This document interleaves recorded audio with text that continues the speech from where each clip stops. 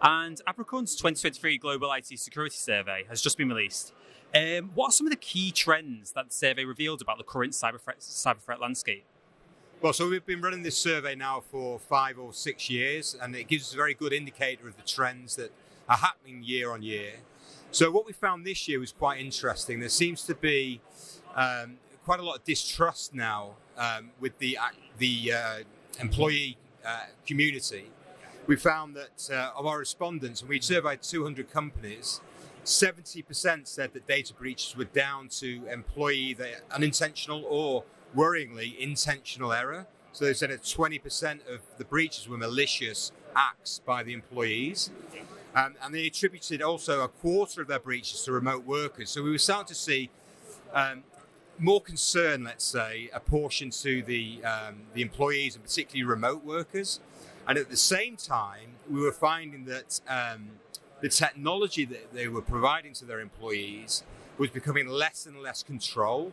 So only 14% of the respondents actually controlled access from remote workers in the BYOD environment.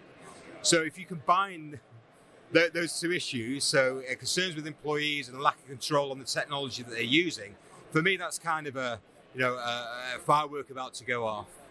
Yeah, that's a really good point. And obviously you mentioned remote working. How does remote working negatively impact cybersecurity?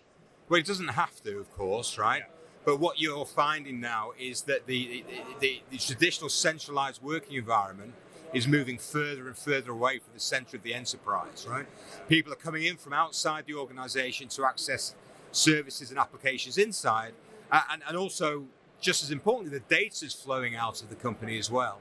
So, you need to make sure that those endpoints are trusted endpoints. And going back to my point about controlling access, if only 14% of those devices are locked in some way to control how users come in, what they can do when they're in the organization, then, there's a concern there. Yeah, great point. And Apricorn also found a decline in encryption techniques, with more businesses failing to protect sensitive data. How can companies keep their data secure? Okay, so I think this also plays to the control issue that we talked about in BYOD. There's kind of two drivers for companies to protect their data. Both they need to protect their IP and protect their consumer, their customer, and their employee information.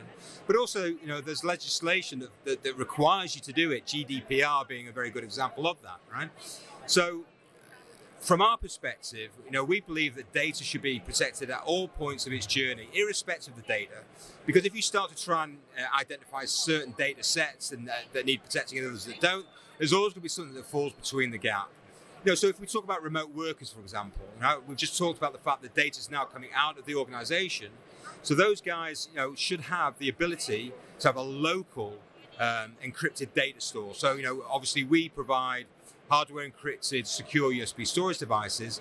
That's a very easy way for an organization to say that anything that crosses the USB port will be encrypted in hardware, and that you can lock down USB ports to only accept your corporately approved device, for example. So that would be a very simple way of doing, part of it, not the whole story, but a part of it.